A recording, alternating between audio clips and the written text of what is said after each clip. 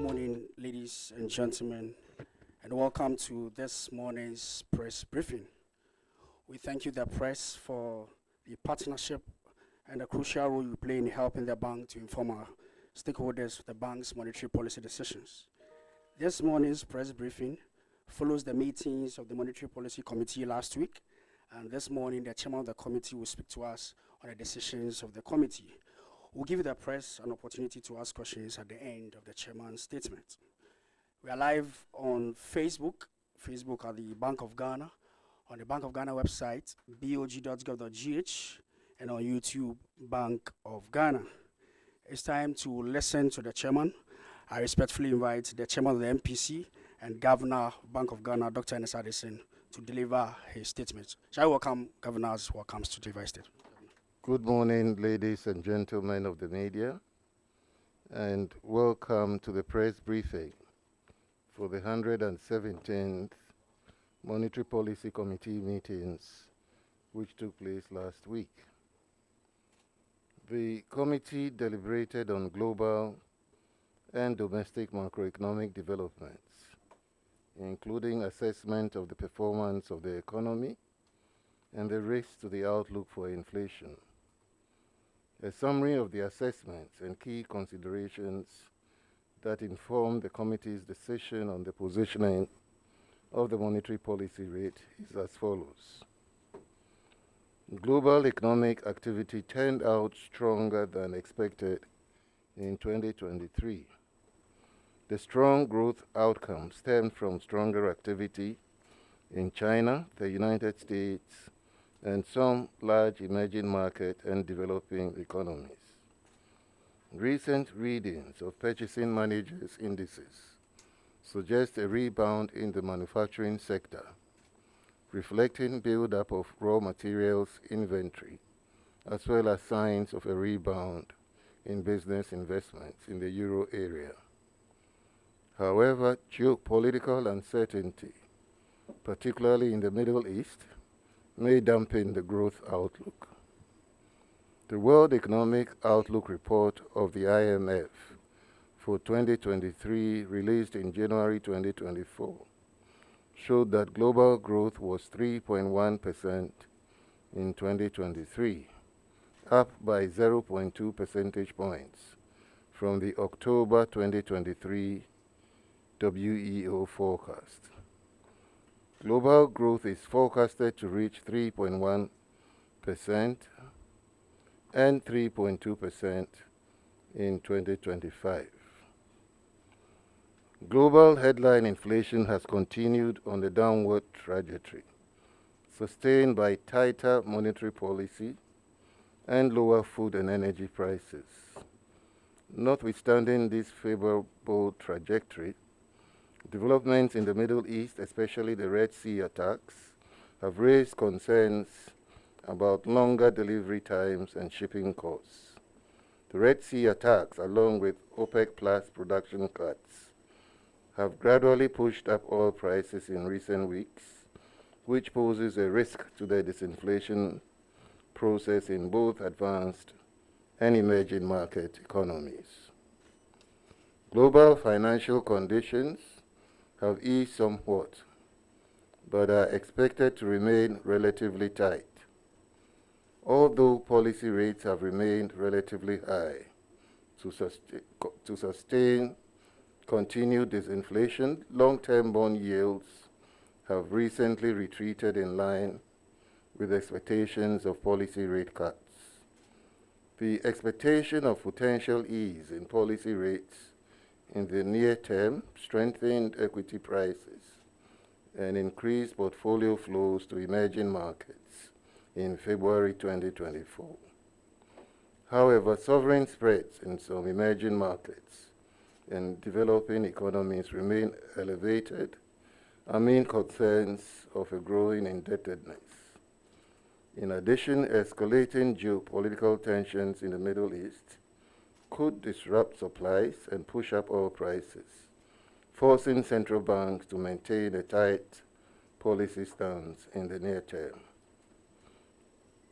At home, growth in 2023 was above expectations. GDP data for 2023, recently released by the Ghana Statistical Service, point to a real GDP growth rate of 2.9% compared with a revised target of 2.3%, driven by the services and agricultural sectors. In terms of contribution, the services sector contributed 2.3%, driven in large part by strong activity in the information and communications sector and the transport and storage sectors. The agricultural sector contributed 0.9%, with crops and livestock production supporting growth in that sector. Within the crop subsector, cocoa production declined. Activity in the industrial sector was sluggish and acted as a drag on the overall growth, recording a negative growth of 0.4% in 2023. Electricity consumption and oil production both recorded declines in output. Non-oil GDP growth was 3.3% in 2023. The bank's high-frequency real sector indicators pointed to continued pickup in economic activity in the first month of 2024.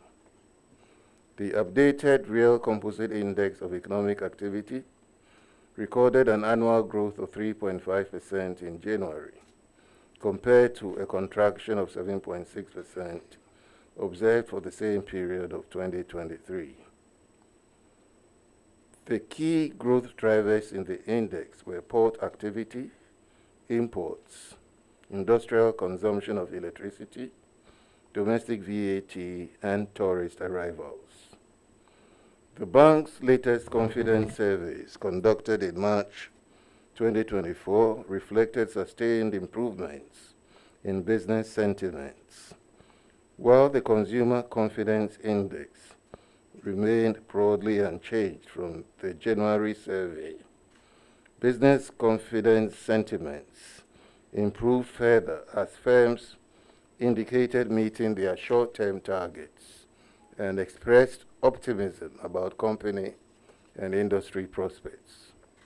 Results from the confidence surveys were broadly aligned with the observed trend in Ghana's Purchasing Managers Index, which also signaled an improvement in business conditions. The PMI rose marginally above the 50 benchmark to 50.2 in April 2024 and from 48.4 in January. Headline inflation has remained broadly stable since December 2023. Headline inflation declined to 23.2% in February, down from 23.5% recorded in January 2024.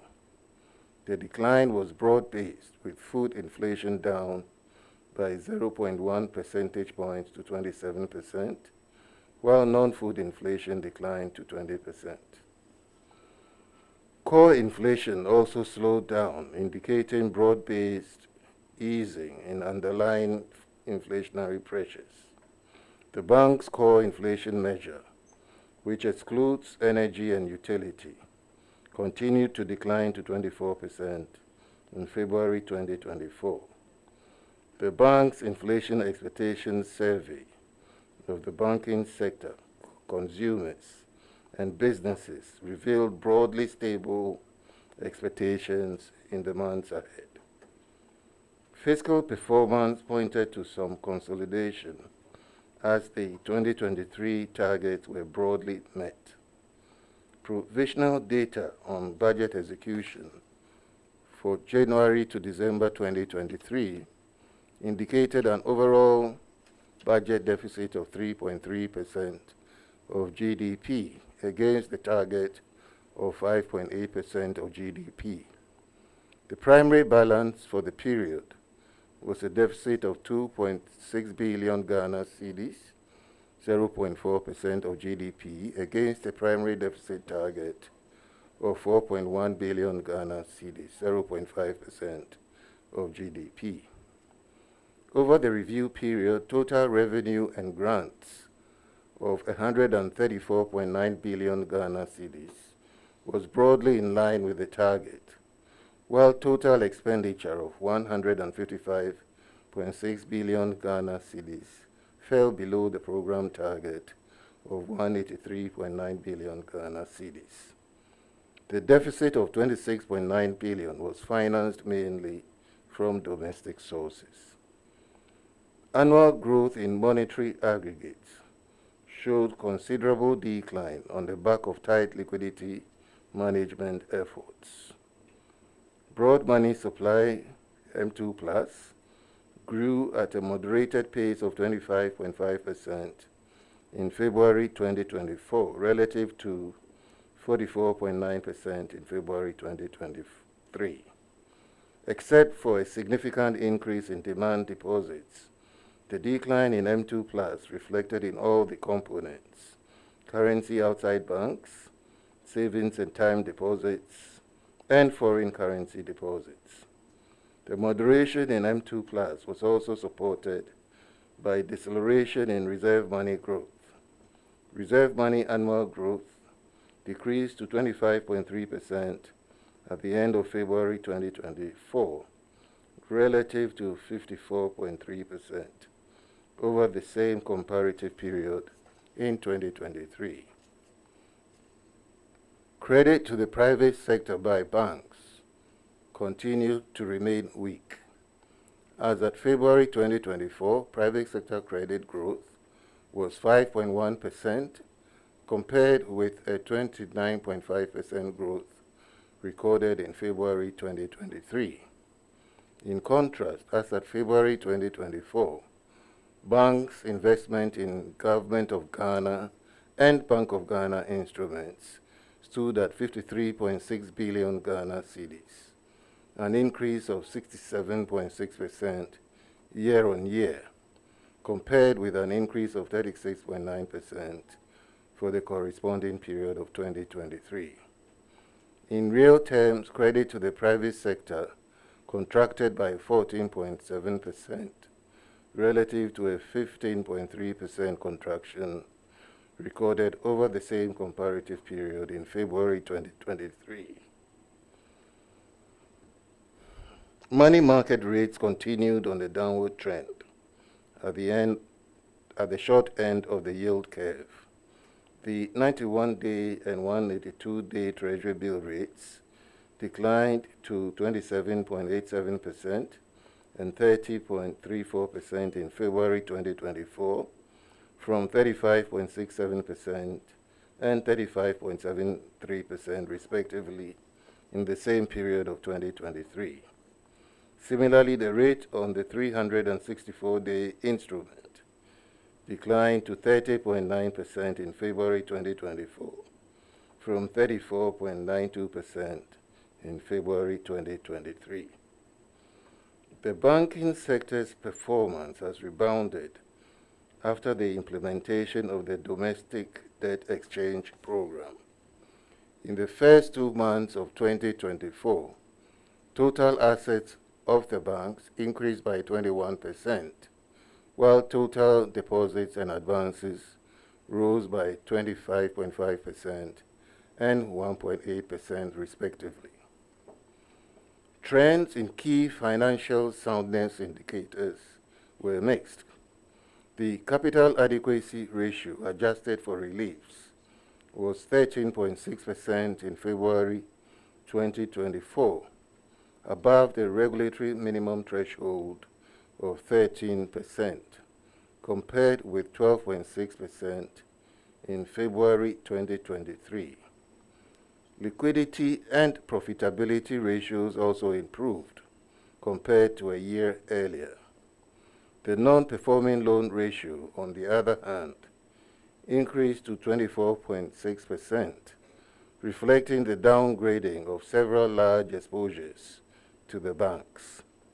NPLs, excluding loss category, however, remained in single digits at 9.8%. Banks impacted by the DDEP in 2023 continue to implement their approved capital restoration plans in line with Bank of Ghana's requirements. The Bank of Ghana expects that early completion of recapitalization efforts will lead to more resilience of the banking sector and position it to provide stronger support for real sector recovery. The provisional balance of payments outcome for 2023 shows an overall surplus of $0.46 billion compared to a deficit of $3.41 billion in 2022. The development was driven mainly by lower income payments, lower outflows from the capital account, and higher remittance inflows. These were supported by policies including inflows from the gold purchase program, stepped up foreign exchange purchases from the mines and oil companies, the first tranche of the IMF ECF supported program, higher remittance inflows, and lower outflows from the domestic debt standstill. As a result, the current account recorded a surplus of $1.11 billion in 2023, in contrast to a deficit of $1.52 billion in 2022. The trade balance in 2023 recorded a surplus which was 7.9% lower than that recorded in 2022.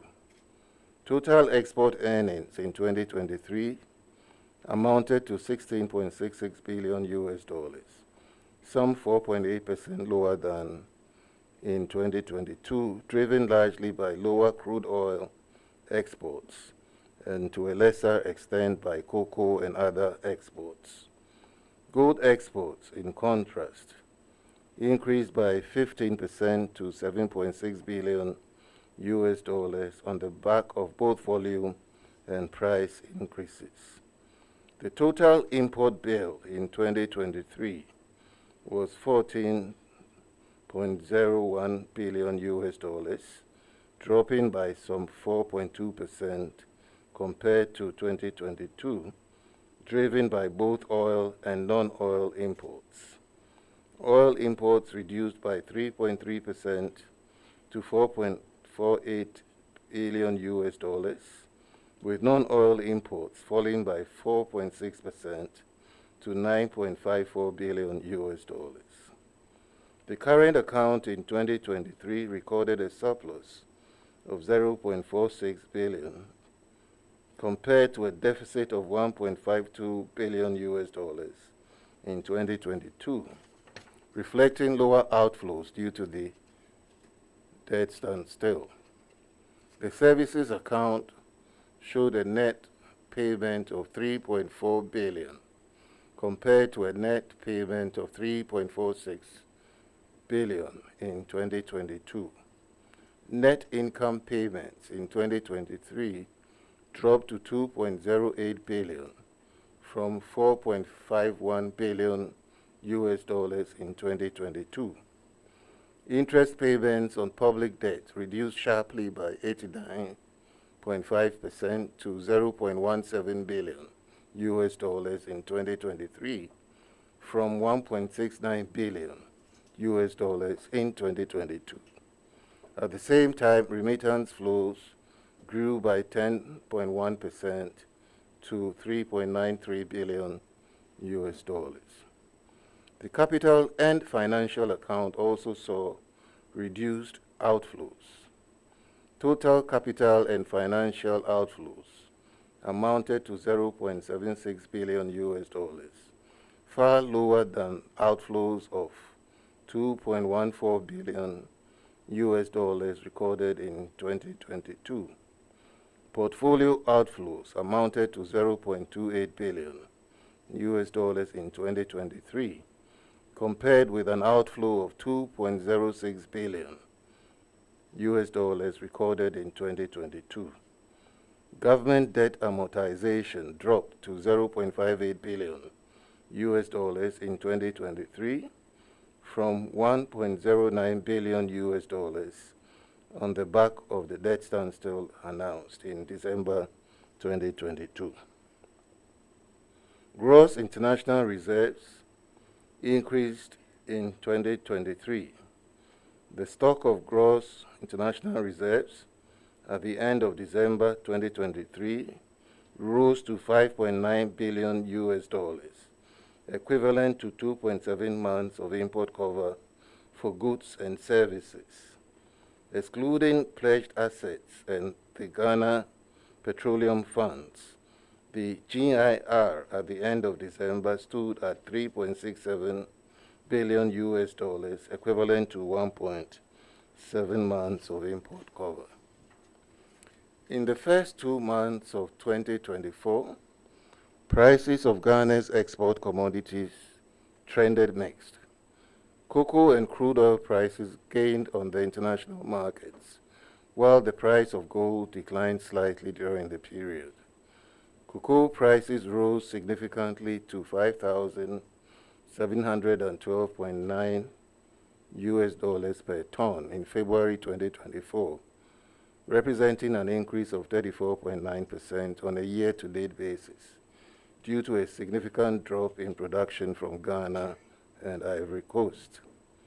Crude oil prices gained 5.8% to settle at an average price of $81.7 per barrel, compared to $77.3 per barrel in December 2023, supported by tight supply as the geopolitical tensions persist amid ongoing production cuts from OPEC.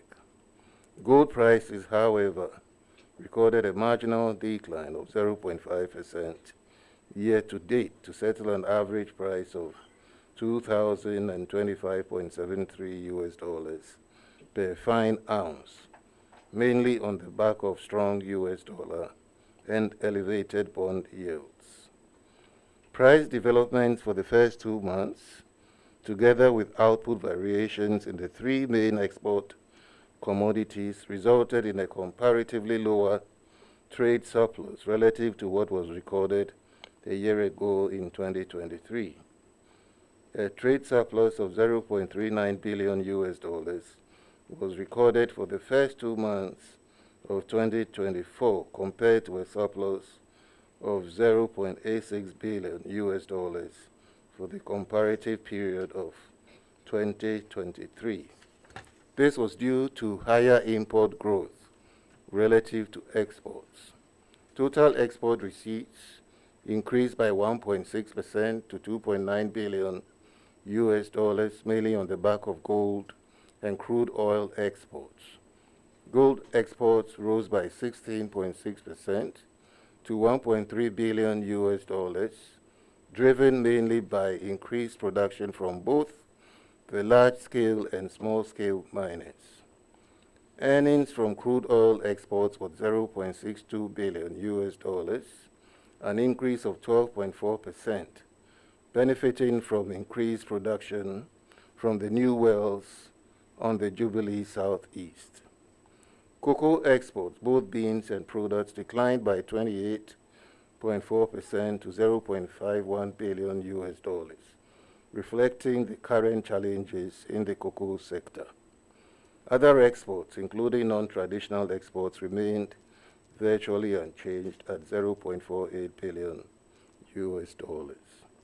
Total imports increased to $2.5 billion, up by 26.2%.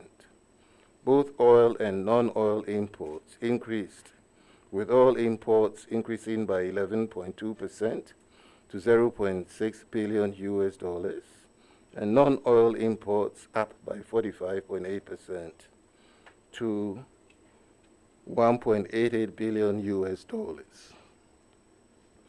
International reserve buffers continued to improve in the first 2 months of 2024. The stock of gross international reserves as at the end of February 2024 increased further to 6.2 billion US dollars, enough to cover 2.8 months of imports of goods and services, up from the stock position of 5.9 billion at the end of December. The level of reserves defined to exclude pledged assets and the Ghana Petroleum Funds increased to 4 billion US dollars at the end of February 2024 from a stock position of 3.7 billion as at the end of December 2023, driven mainly by the Gold for Reserves program and the IMF second tranche disbursement. The foreign exchange market came under some seasonal pressures in February and March, but the Ghana cedi continues to recover its value. The pressures emanated mainly from the strengthening of the US dollar in international markets and payments made for the energy and corporate sectors. These were compounded by delays and uncertainties associated with the second tranche of the cocoa loan inflow and the World Bank's disbursement of budget support. These pressures have been mitigated somewhat by continued inflows from remittances and mining companies and from the domestic gold purchase program. In the year to 20th March 2024, the Ghana cedi recorded a depreciation of 6.8% against the US dollar.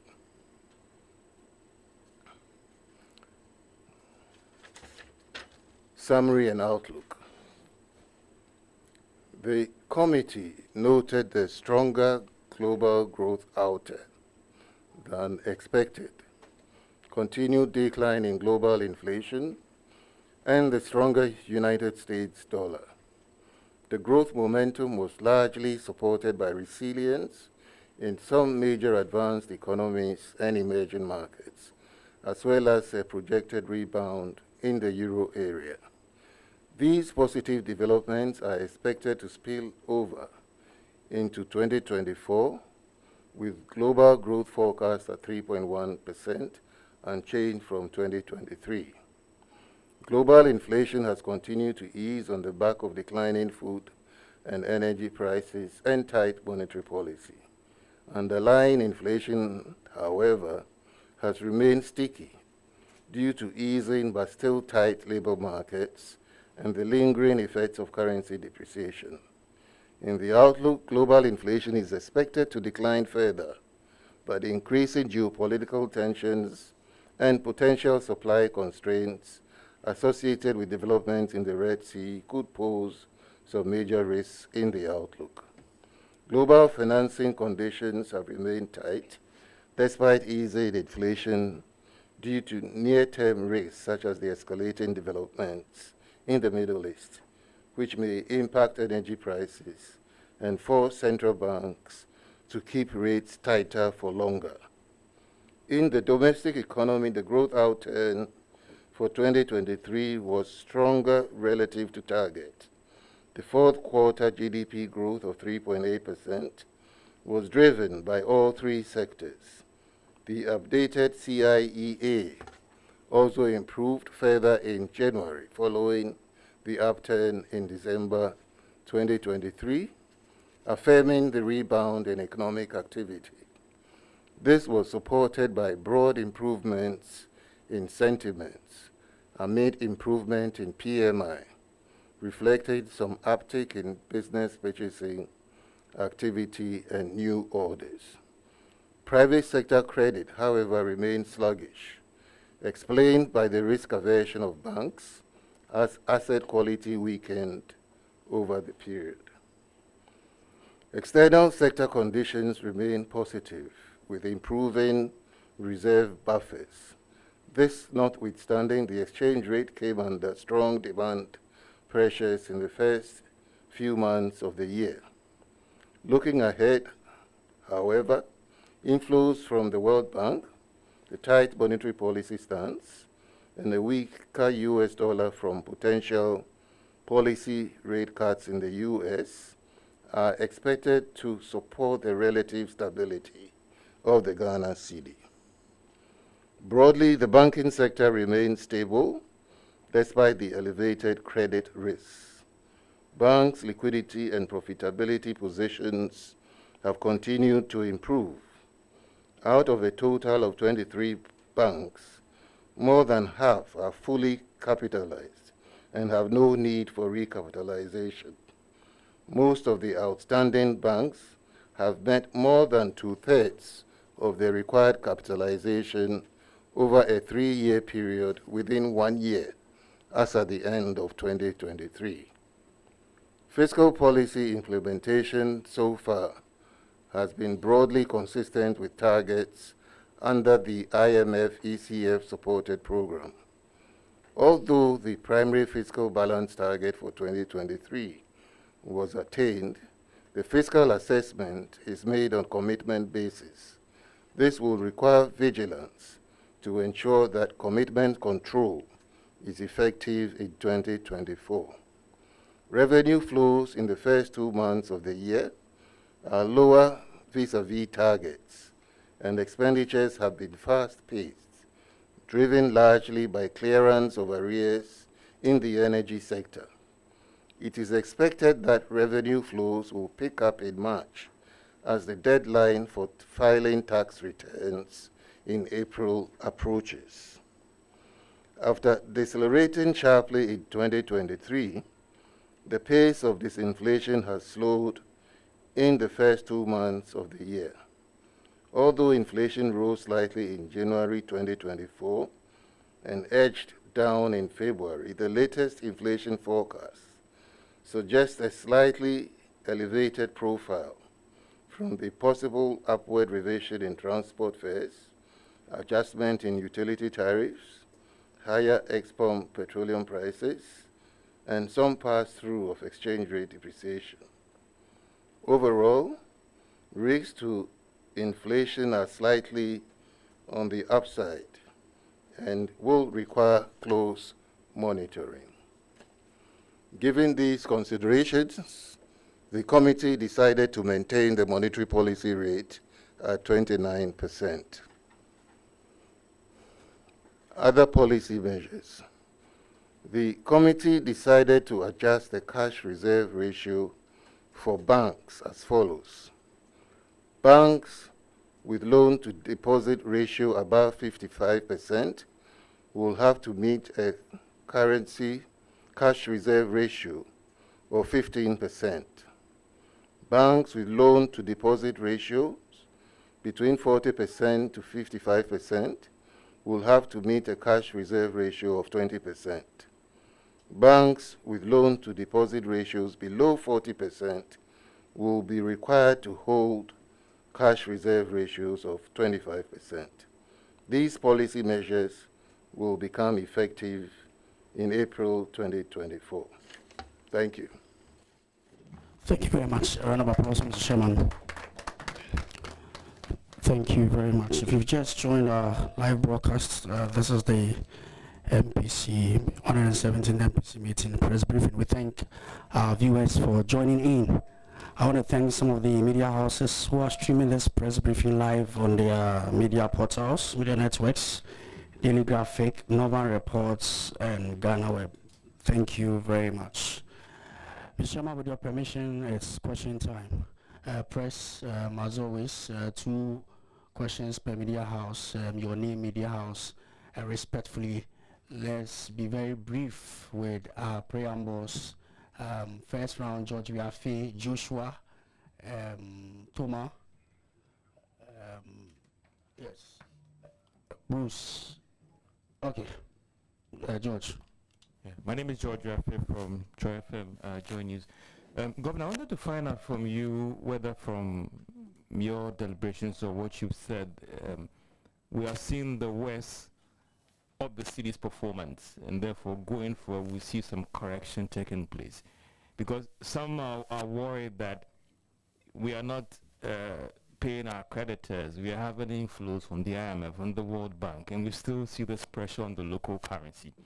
Yes, we might do a comparison to the previous year in terms of rate of depreciation, and this year is way, way better. But still, for that person at Aboso kind, compared to the nominal value in November to now, we've seen some sharp increment. Have we seen the West with respect to the city's performance, especially getting to the first quarter and going forward, things are quite good for us? Also wanted to find out from you, how would us reaching a deal with the bilateral creditors and then the private creditors also impact on the servicing of our debt? Could it be the reason why we are building the strong reserves for the rainy day? George, thank you, Joshua. Good morning, Governor. So my first question has to do will fall on one of the questions that my senior asked, which has to do with the FX market. Year to date, what has been the spot intervention on the market? The second question has to do with the reason behind the increase in the cash reserve ratio. The first one that which you carried out, what was the extent in terms of the mopping on the market, and how much do you expect to mop up from the market given this current one that which you are implementing? All right, thank you. Thank you, Tom.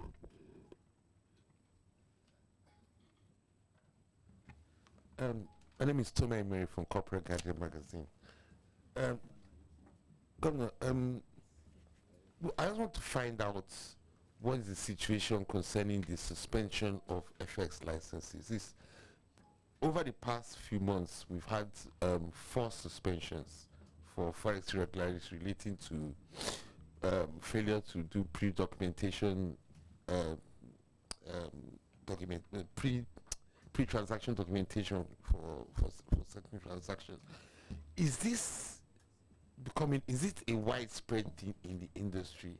And the other thing I'm trying to find out is the Bank of Ghana willing to accept remedial measures in order to maybe reduce the length of the suspension? Because apparently the banks who have been affected are complaining that they're already in a they are in a weakened position because of the effects of the DDEP. And with this on top, it's putting them in some more difficulties. So I want to know whether earlier remedial action by the banks will actually maybe reduce their punishment. Thomas, thank you, Bruce. Okay, my name is Emmanuel Bruce from Graphic. My question has to do with the unresolved financial institutions. Some of their customers who still have their monies locked up have indicated that they're going to start some public protests from Wednesday. So I want to find out what's the update on the financial institutions who still have outstanding legacy issues. And then with regards to that, the government budgeted some 4 billion in the 2024 budget for this institution. So I want to find out the updates on that. And then my second question also has to do with NIB. At the July MPC, the governor indicated that a viability assessment was being undertaken on NIB, which was expected to be completed at the end of the year. So I wanted to find out if this assessment has been concluded and what's the way forward for NIB. Last one for this one, Elon. Very brief. Thank you. Thank you very much. My name is Elon. I write for Economy Times. Mr. Governor, I just want to find out, when are we expecting the third tranche of the IMF extended credit facility, and what are the preconditions for this facility? Secondly, when are we seeing your account being published? And lastly, how many banking license applications have you received so far this year? Thank you. Okay, Elon, thank you, but please, just 2 questions per minute. Thank you. Mr. Chairman, we're ready for a response. Thank you.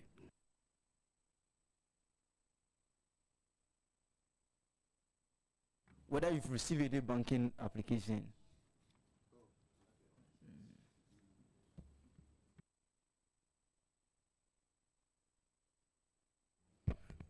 Okay, so let me start with the last set of questions from Selom on whether we have received any banking applications.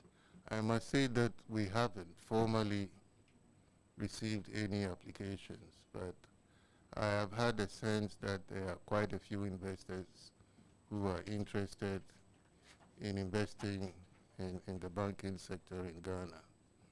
And the reasons are not far-fetched. I mean, banking is a profitable business in Ghana.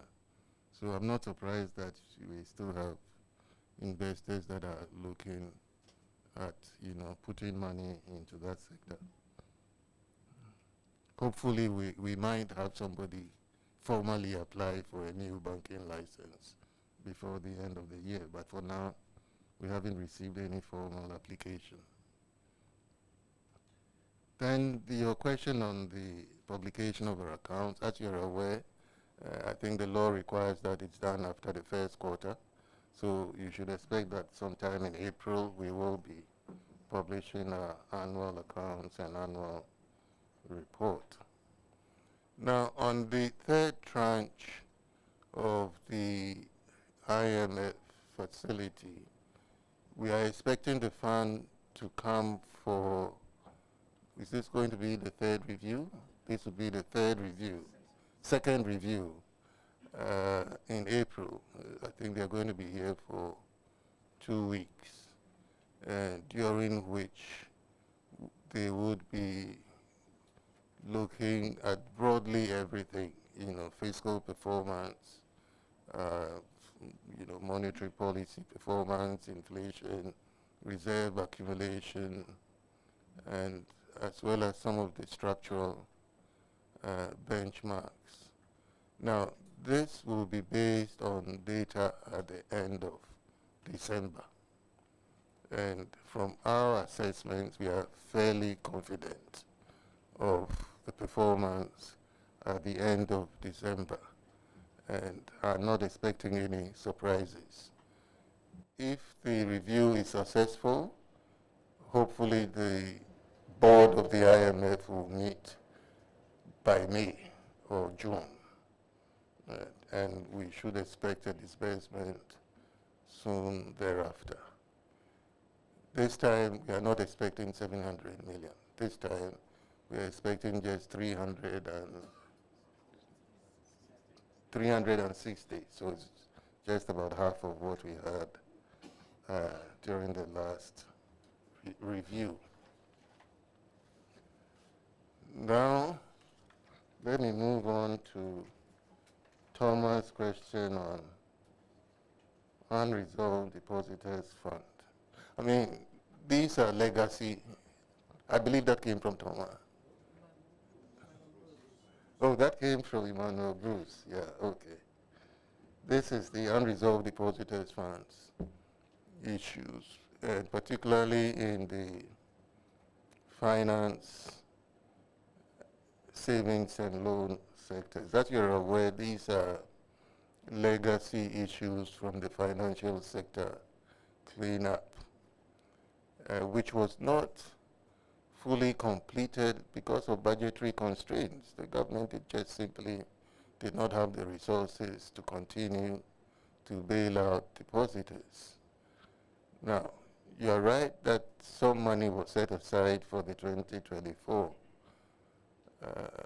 but that would not fully resolve that matter. I'm sure you're aware that there are investors with the SEC who are also clamoring for payments. So we would need to somehow meet all of these claimants at some level. And I think between the Bank of Ghana and the Ministry of Finance, some decisions will have to be taken on, how much of it should be used to resolve SEC claimants and how much of it should be allocated to bank claimants. What I know for sure is that the resources are not enough to meet the size of the burden. So it's an issue that will take a while to gradually resolve. Now, your question on NIB, the government has committed to recapitalizing NIB, and the process is being discussed as of now, and will be a major subject of the upcoming review with the IMF. Thomas, your question on the FX licenses, I believe you're referring to the recent suspension of foreign exchange trading licenses for two banks. This is GT Bank and First Bank of Nigeria, FBN. The issue there was the lack of proper documentation for the trade transactions. The guidelines requires that for imports above the $50,000 threshold, you need to provide documentation. And if the documentation is not available, you're allowed to have the advance payment, following which the importer would produce the documents before you can undertake another round of imports. It turns out that most of these importers were not respecting the rules. The documentation supporting these imports were not, submitted to the banks. So the banks have not been very vigilant in terms of following the guidelines. And this is the reason why their trading licenses have been, suspended for a month. The supervision department is still on the ground evaluating the extent of the problem, and should it become necessary to review the decision, we will. But the exercise is still ongoing. As to whether it's pervasive or not, we are still looking at that. This is all ongoing work within the banking sector.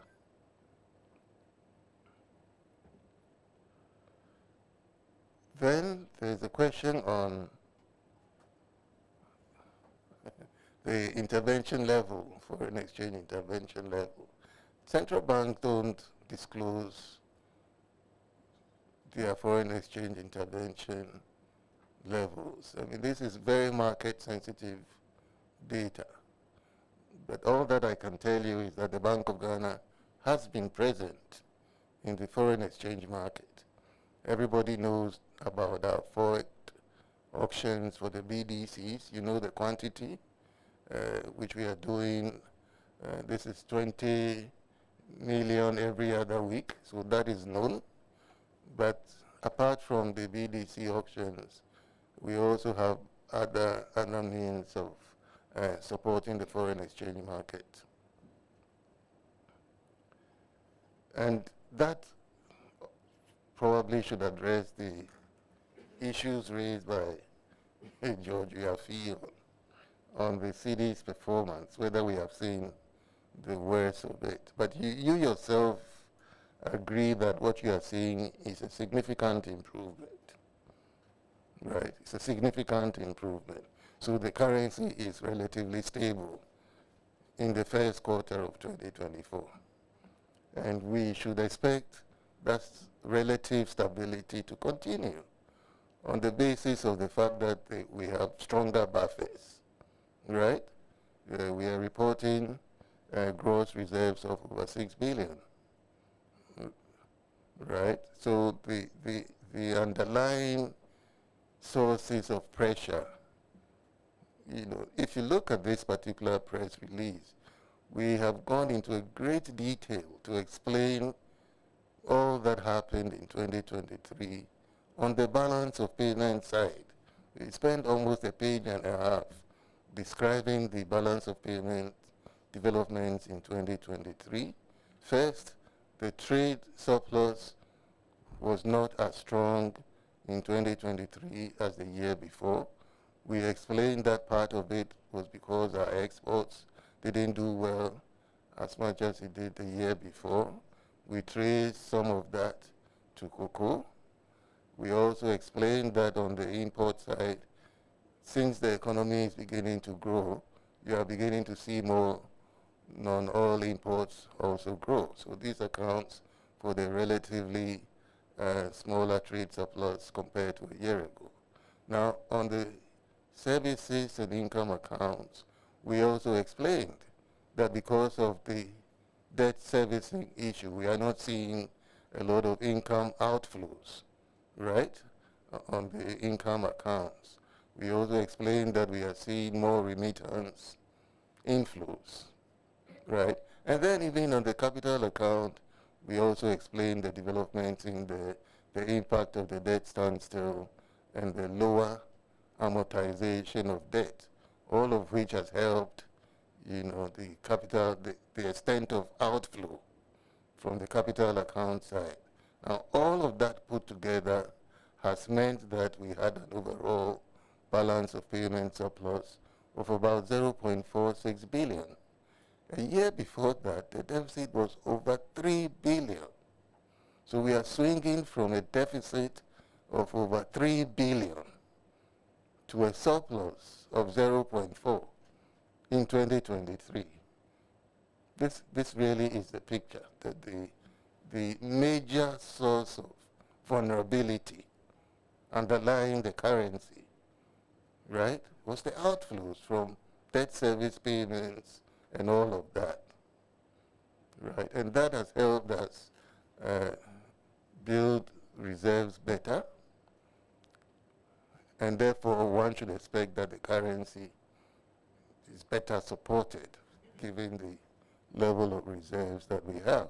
Now, in the first quarter of this year, the picture is not different. We still don't see exports from cocoa picking up.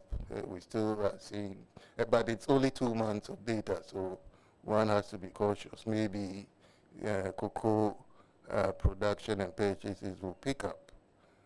But non-oil imports are still, growing strongly. So you see that the trade deficit again is not as strong as it was the year before. And then on the capital side, current account side, you see that the remittance inflows are still doing well, but we have had to clear a lot of energy payment arrears. So in spite of the 600 million second tranche that came in, we have had to pay over 444 million. More than half of that has gone into settling energy arrears clearance to the IPPs. But at the end of the day, at the end of March, we are still reporting a much stronger reserve position. We should give some assurance to the markets that the city should ideally continue to remain relatively stable. This is the assessment. I didn't say that. Thank you very much, Chairman. Round 2, Norvan, Edward, Netili. Okay. So, Norvan.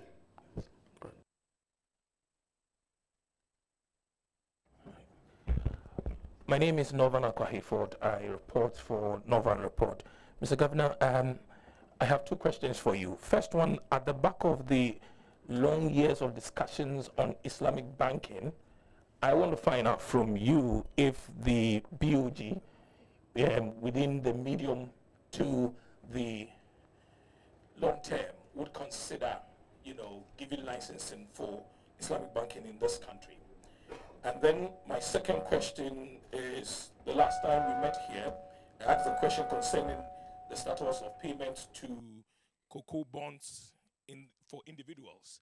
And you had indicated that you were going to do some investigation. So if you can, let us in on what has transpired, please.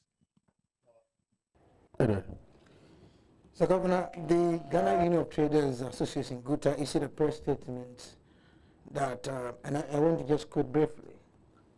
The Ghana Union of Traders has observed with great worries and concern the forex exchange crisis in our neighboring country, Nigeria. The union has cautioned the Bank of Ghana to effectively put in measures and that will control and contain the illegitimate cross-border trade in money as well as the transactions that have been done. Use the word nicodemously through the banks without the note of the Bank of Ghana. May I know if this has come to your attention, sir, and what is being done to assure these traders that you are acting upon that to avoid any panic on the market? Thank you. All right, thank you, Natalie. Okay, I'm Natalie from CTFM. Mr. Governor, please. There are claims that people are being charged e-levy when they transfer money from their mobile wallets to their bank accounts and vice versa. I don't know if that has come to your attention, and what are you doing about it? We heard some time ago that you met with the GRA on the issue, but we haven't heard anything from the bank. So, thank you. Okay, thank you. Governor, I will take your response. Thank you.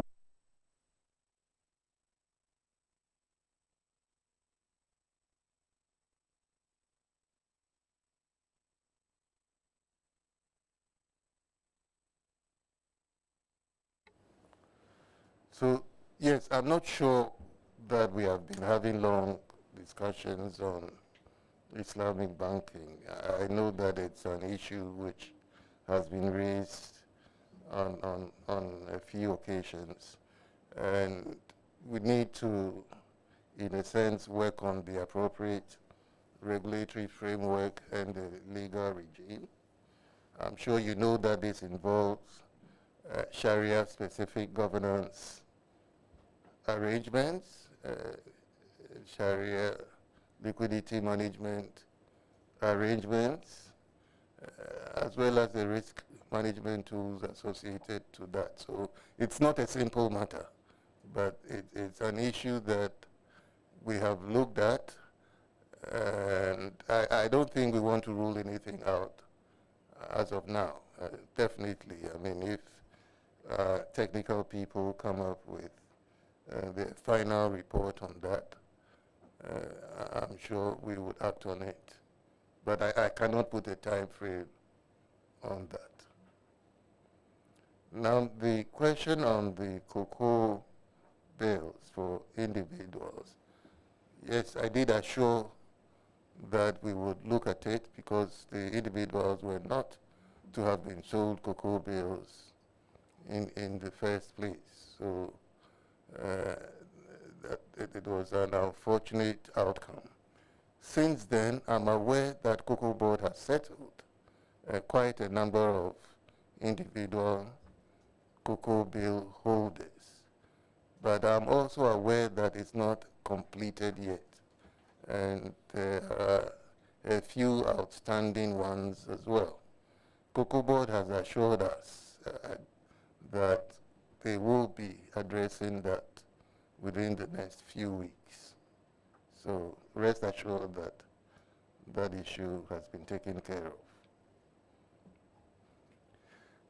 Edward, yes, Nigeria is in quite a bit of trouble, especially on the foreign exchange market side, because of the multiple currency practices that was in place until the recent changes. So the Naira has seen a very large depreciation. And at the same time, I'm sure you're aware of the removal of the subsidies on petrol. So the cost of living in Nigeria has shot up. I think Nigeria is going through the crisis that we went through in 2022. They are going through theirs now. And the corrective measures are no different from the corrective measures that we have put into place to manage their fiscal policy properly, and then also ensure that the monetary policy tools are used as they should be to focus on the primary objective of the central bank, not to use the central bank resources to buy rice. That's not what central banks are supposed to do. And I think they are refocusing on their primary mandate by managing liquidity in the economy aimed at ensuring price stability. Now, we all hear all these rumors, right, about, cross-border illegal transfers. And we are counting on our security agencies to assist us to, enforce these rules at the border points, at the airports, and some of the exit points of the country. If the security agencies do not help, there's nothing the Bank of Ghana can do about that. So they have to play their role to ensure that the rules are enforced. But we haven't seen or had any evidence of any transfers, from the banks to, to Nigeria. Let's be specific about that. But we, as you can see, we are very much focused on the banks. We are looking closely at all their transactions. If we can see documentation, we can see evidence where imports were not properly documented, I'm sure you can tell that we know the destination of where these imports are, as well as the destination of the flows. So it's not a matter that we take very lightly. And I think the banks are all sitting up. All of this really is to signal to the banks the zero tolerance for those that are breaching the foreign exchange regulations. Not only did we suspend them, they got very heavy fines. I'm not sure if I should mention how much those fines were. So I think that the banks are aware that if we find a culprit, we will deal with them as we have done in the past. So rest assured that we are on top of that issue. Now, this GRA tax issue about whether they are charging bank to wallet and wallet to bank, to my understanding, if you are doing this for yourself, right, there are really no charges. I think that it's where there are third-party individuals involved that these charges come into play. And it's something that we have raised in the past. It's an area that we are looking at because of the issue of financial inclusion. It's very important for all of us. And especially this issue of interoperability, which has become very key to improve financial inclusion. We have to make a choice, right, of maximizing revenue or promoting financial inclusion. Now the policy discourse is even on the issue of cross-border interoperability, right, so that we can send money across our neighboring countries to support AFCFTA, free trade in Africa. And we will have to make a choice on whether these are flows that we want to use to strengthen our revenue flows or use as an instrument to promote trade. And these are really the trade-offs involved. So I think that it's an issue that will continue to be discussed. If I heard the presidential candidate of the current party, he seemed to be suggesting something on this, right? Yeah, so at that level, these issues are being discussed. Thank you. So, Chairman, thank you. Last round, Echo, Nanawi, Maxwell. Echo. Right. Thank you, Governor. Sorry. Governor, do you think that the level of the currency supply on the market is having any effect on the exchange rate? Although that same level could still provide a conducive environment for the treasury bill issuance space.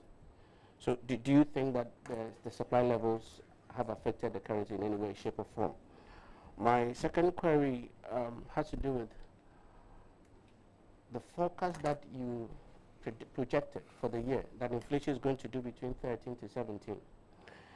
If I were to put to you that that forecast may need some consideration of a revision, what would you say, given the diagnostics you have enumerated about the fact that the Cocoa Board is struggling to get a second tranche, among other things, and we are waiting on some external inflows to sort of help keep the city buoyant. What would you say about the forecast? Thank you so much. Well, thank you. Anyway. Thank you very much. Good morning. Mr. Governor, I want to ask a layman question. How does one explain why the city is depreciating while the economy is recording growth? How does anyone, or how would you explain that? My second question is, a controversial bill has been passed and every sector is reacting to it. As a player in the global financial sector, what has been the reaction from some of your international partners? Thank you. Thank you, Maxwell. Thank you, Governor. The cocoa sector, given what's happening there, do you think you should take keener interest in it, especially the loan, how it comes in, the disbursement, and generally what is the status of the loan from where you sit? And then on the issue of the discussions with bondholders, what is the latest on it from your side? Thank you, sir. Also, thank you, Chairman. That's the last question for today. Thank you. Okay, thank you very much, Echo, for that question on the currency supply on the market, because it takes me back to a question that I missed. This was on the cash reserve ratio, and one of the major decisions that was taken by the Monetary Policy Committee last week. First, you notice that we announced a differentiated cash reserve ratio for the banks. The reason being that if you look at the bank's books, you would see that quite a number of banks are not lending. The credit to the private sector is very weak. And instead, these banks are putting most of their resources into Government of Ghana bills or Bank of Ghana bills. Now, this measure is to sort of change the incentives for the banks, so that if you're a bank and your loan to deposit ratio is above 50%, your cash reserve ratio is kept at where it is, which currently is at 15. If your loan to deposit ratio is below 50%, you would have to put more of your resources into cash reserves at the Bank of Ghana. We will lock it up for you. Now, if it's even worse than below 40, you know, we could take 25% and lock it up for you, right? You're not going to earn anything from those resources. So the banks will now have to make an extra effort to do what banks are supposed to do, which is financial intermediation, and really not just investing in high-yielding government or Bank of Ghana securities. This is really the thinking behind those measures. So obviously, if that happens, we expect that to impact on CD liquidity, right? And thereby, if you have the CD liquidity also in the foreign exchange market, this measure should withdraw that liquidity and therefore should also be supportive of a stronger CD. So really that's the reason for the increase in the CRR. Now your question about our forecast, the 13 to 17% range that we gave at the last MPC, you recognize that we said that the profile has increased a little bit between the last MPC and now. I don't think that we have yet moved away from this range. We still are looking at this range, but it could be that we could end up at the upper end of the range rather than in the middle of 50%. This is the issue of the balance of, risks by the end of the year. So this is the range. Who knows? We might end some favorable development might occur, which would take us to 13%. So I don't think it's time yet to revise the target range. We'll see what happens at the meeting in May. And our lady from Asasi Radio, why is the city depreciating even though the economy is growing? Well, simple answer, when the economy is growing, you import more to support, right? Non-oil imports grow. There's, and you need those imports to grow. In fact, it's a good sign when imports are strong because it shows that the economy is robust and is leading.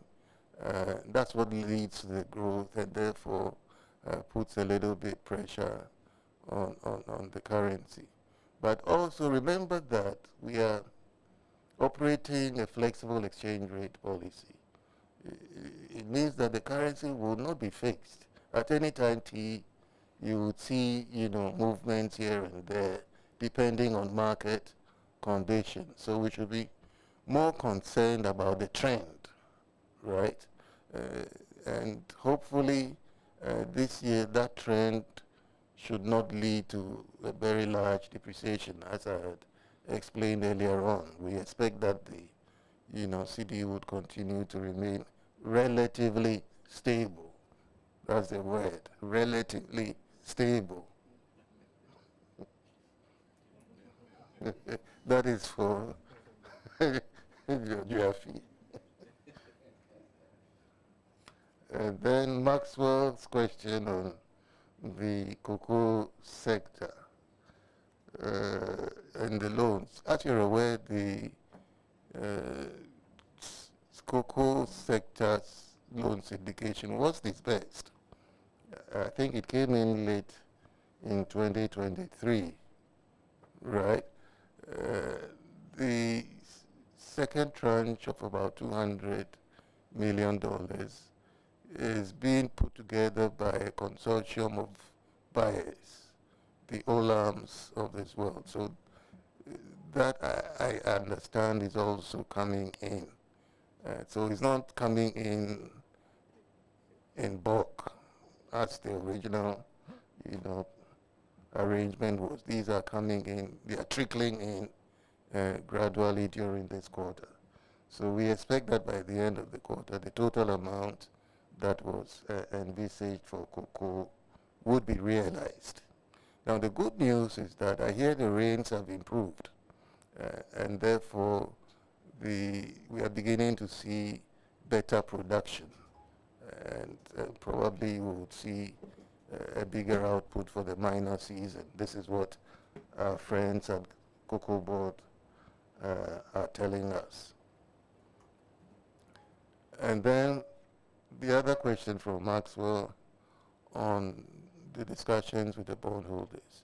The ministry is in the lead on these negotiations with bondholders. So it's important that if you want to get the latest update, you ask the Minister for Finance. The Bank of Ghana is at the table because we also have an interest, but we would rather have the ministry sort of tell you where they are in the process. Thank you. Which one? Which of the questions? LGBTQ. Okay. Again, the ministry has come out very clearly on what the implications are in terms of the possible loss of resources from the World Bank and all of that. So we are all aware of what the implications of that could be on foreign exchange flows.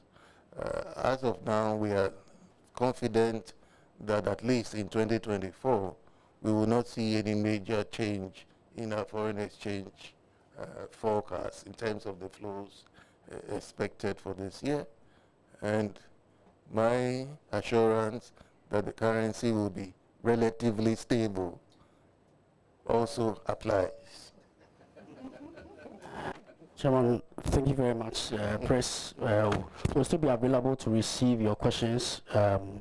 Send your questions to communications office at bog.gh. We'll provide responses to them. Also, you want to write some stories, you want some data, respectfully, please engage us and we'll provide the feedback so you can write. So I want to thank you for coming. Director of Research and Financial Markets will also be available to provide some clarifications if you still want some additional information. Mr. Chairman, thank you very much.